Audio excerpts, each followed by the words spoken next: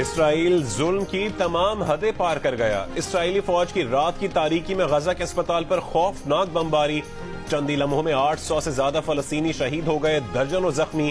غزہ پر اسرائیلی حملوں میں شہید ہونے والوں کی تعداد 3500 سے تجاوز کر گئی۔ شہداء میں 1000 سے زیادہ خواتین، 940 سے زیادہ بچے شامل۔ اسرائیلی حملوں میں اب تک 116 سے زیادہ طبی مراکز کو نشانہ بنایا جا چکا۔ 50,000 حاملہ خواتین کی بھی اسپتالوں تک رسائی بند۔ غزہ سے جبری نقل مکانی کا اسرائیلی حکم انسانیت کے خلاف جرم ہے۔ بین الاقوامی فوجداری عدالت سزا دے سکتی ہے۔ اقوام متحدہ نے خبردار کر دیا، کہا کہ اسرائیلی حکم غیر قانونی سمجھا جائے گا۔ روزانہ جنگی قوانین اور عالمی انسانی قوانین کی خلاف ورزیوں کی اطلاعات مل رہی ہیں۔ اسرائیلی فوج کو شہریوں اور شہری تنصیبات کو نشانہ بنانے سے روکا جائے۔ اسرائیلی فوج نے غزہ پٹی کے ارد گرد تمام آبادیوں کو خالی کروا لیا۔ الزام فلسطینیوں پر لگا دیا، کہا کہ حماس کے حملوں کے بعد سے 5 لاکھ اسرائیلی نقل مکانی کر چکے۔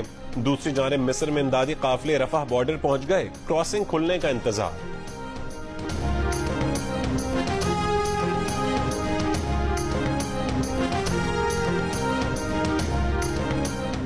فلسطینی عوام کو پاکستانی قوم کی مکمل سفارتی، اخلاقی اور سیاسی حمایت حاصل ہے۔ فلسطین کی سرزمین اور مسلمانوں کے مقدس مقامات پر غیر قانونی قبضے کے خاتمے کے لیے اصولی موقف کی حمایت جاری رکھیں گے۔ Army chief general Asim Munir کا 260ویں کور کمانڈرز کانفرنس میں خطاب۔ فورم کا غزہ میں اسرائیل کی طاقت کے استعمال سے معصوم شہریوں کے جانی نقصان پر اظہار تشویش۔ ISPR کے مطابق کانفرنس میں غیر قانونی تارکین وطن کو واپس بھیجنے کے حکومتی فیصلے کی مکمل حمایت کرنے کے عزم کا اظہار کیا گیا۔ آرمی چیف نے غیر قانونی تارکین وطن کی باعزت اور محفوظ واپسی یقینی بنانے کی ہدایت کی۔ شرکاء نے ربیع الاول کے دوران مستونگ، ہنگو اور یوب میں شہید ہونے والوں کے لیے فاتح خوانی کی۔ کانفرنس میں ہر قسم کے بالواسطہ یا بلا واسطہ خطرات کے خلاف ملکی سالمیت کے دفاع کے لیے پاک فوج کے عزم کا اعادہ کیا گیا۔ شرکاء کا کہنا تھا کہ دشمن قوتوں کے اشارے پر کام کرنے والے تمام دہشت گردوں سے ریاست مکمل طاقت کے ساتھ نمٹے گی۔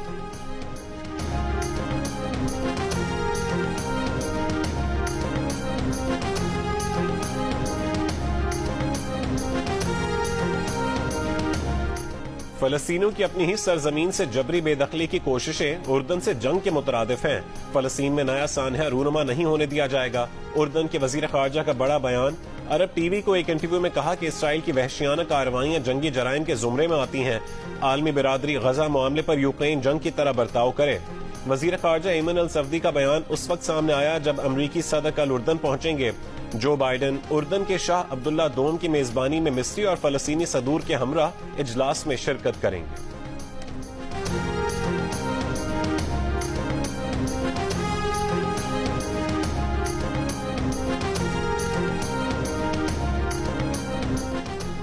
اسرائیل کے جرائم جاری رہے تو دنیا بھر کے مسلمانوں اور مزاحمتی قوتوں کو کوئی نہیں روک سکتا۔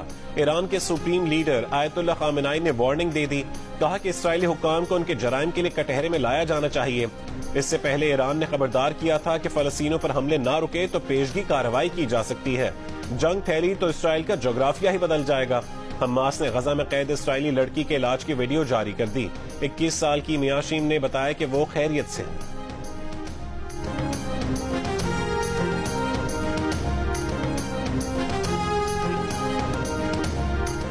سعودی عرب نے 1967 کی حد بندی کے مطابق آزاد فلسطینی ریاست کے قیام کا مطالبہ کر دیا۔ سعودی فرما رواں شاہ سلمان بن عبدالعزیز کی زیر صدارت کابینہ اجلاس میں کہا گیا کہ آزاد فلسطینی ریاست جس کا دارالحکومت مشرقی بیت المقدس ہو، اس کا قیام ناگزیر ہے۔ عرب امن منصوبے کے تحت عمل دوبارہ شروع کیا جائے۔ سعودی کابینہ اجلاس میں اسرائیل کی جانب سے فلسطینیوں کی جبری بے دخلی کی مذمت کی گئی۔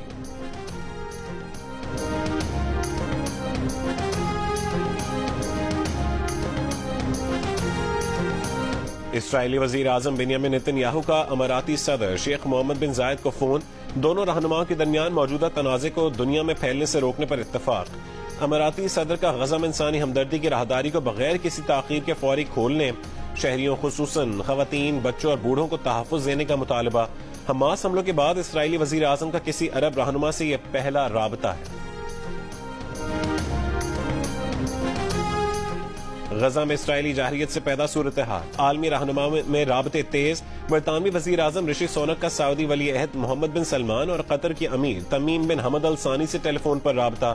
ترجمان برطانوی وزیر اعظم کے مطابق دونوں رہنماؤں نے مشرق وسطی میں عدم استحکام کے پھیلاؤ سے بچنے پر اتفاق کیا۔ اسرائیلی میڈیا کے مطابق برطانوی وزیر اعظم جمعرات کو اسرائیل کا دورہ کریں گے۔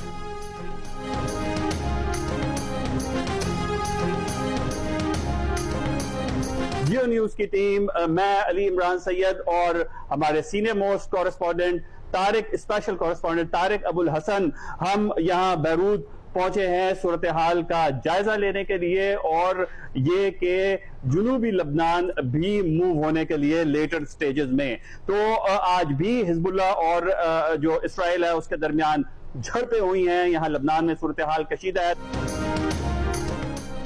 وار روم غزہ کے بعد جیو نیوز کی خصوصی ٹیم بیروت پہنچ گئی۔ میدان جنگ سے تازہ ترین خبروں کی کوریج کے لیے غزہ سے 300 کلومیٹر دور لیبنان کے شہر بیروت میں لیبنان اور اسرائیل کی سرحد پر آج بھی حزب اللہ اور اسرائیلی فوج میں جھڑپیں ہوئیں، دونوں طرف جانی نقصان ہوا۔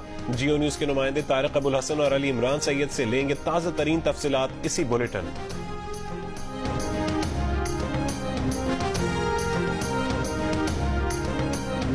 Army chief general Asim Munir نے کہا ہے کہ ذخیرہ اندوزی، اسمگلنگ مافیاز اور کارٹیلز کے خلاف کارروائیوں کو مزید تقویت دی جائے گی۔ کارروائیوں سے معاشی سرگرمیوں کو منفی اثرات سے نجات دلائی جا سکے گی۔ غیر قانونی معاشی سرگرمیوں کے خلاف سخت قانونی کارروائیوں کے لیے تعاون کرتے رہیں گے۔ پاک فوج کارروائیوں میں حکومت اور قانون نافذ کرنے والے اداروں سے ہر ممکن تعاون کرتی رہے گی۔ Army chief general Asim Munir کی زیر صدارت ہونے والی کور کمانڈرز کانفرنس میں غیر قانونی معاشی سرگرمیوں کے خلاف جاری کارروائیوں کا بھی جائزہ لیا گیا۔ شرکاء کا کہنا تھا کہ حکومت کے معیشت کی بحالی کے اقدامات میں ہر ممکن معاونت فراہم کی جائے گی۔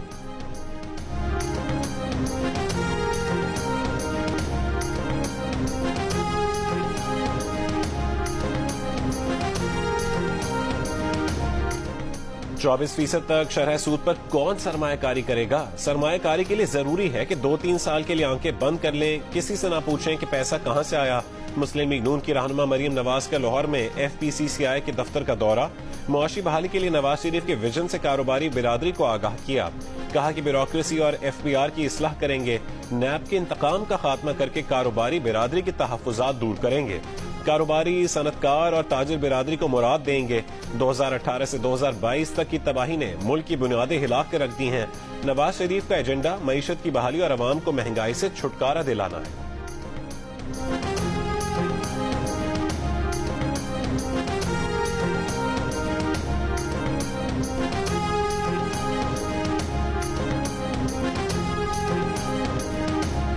نگراں وزیر اعظم انوار اللہ کاکڑ کی بیجنگ میں روس کے صدر ولادیمیر پوٹن سے ملاقات، باہمی دلچسپی کے امور پر تبادلہ خیال۔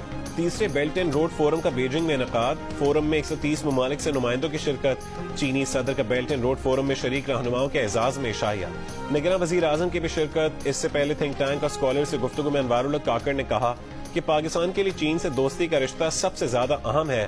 دوسری جانب پاک چین تجارتی تعلقات میں بڑی پیش رفت ہوئی ہے۔ چینی کمپنی کے ساتھ $2 ارب کی برآمدات بڑھانے کا معاہدہ طے پا گیا۔ چینی کمپنی پاکستان سے لال مرچ، گوشت سمیت مختلف مصنوعات درآمد کرے گی۔ پاکستانی صحافیوں اور شائقین کو ورلڈ کپ کے لیے ویزے دینے میں تاخیر پر پاکستان کرکٹ بورڈ کا انٹرنیشنل کرکٹ کونسل سے احتجاج۔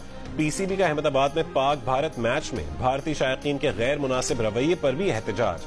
پاکستان اور بھارت کے درمیان میچ 14 اکتوبر کو احمد آباد میں ہوا تھا، جس کے دوران قومی اسکواڈ کو بھارتی شائقین نے غیر مناسب طریقے سے ٹارگٹ کیا۔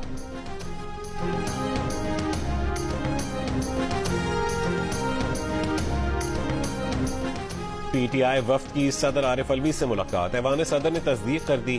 ذرائع کے مطابق چیئرمین PTI نے صدر عارف الوی کو انتخابات کے لیے کردار ادا کرنے اور دیگر جماعتوں سے مذاکرات کا پیغام بھجوایا۔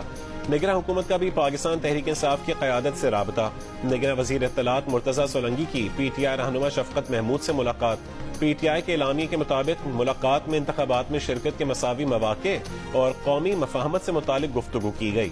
نگراں وزیر اطلاعات نے شفقت محمود سے ملاقات ذاتی نوعیت کی قرار دے دی۔ ایک بیان میں کہا کہ یہ صرف پرانے دوستوں سے ملاقاتیں ہیں، ان میں سیاست شامل نہیں۔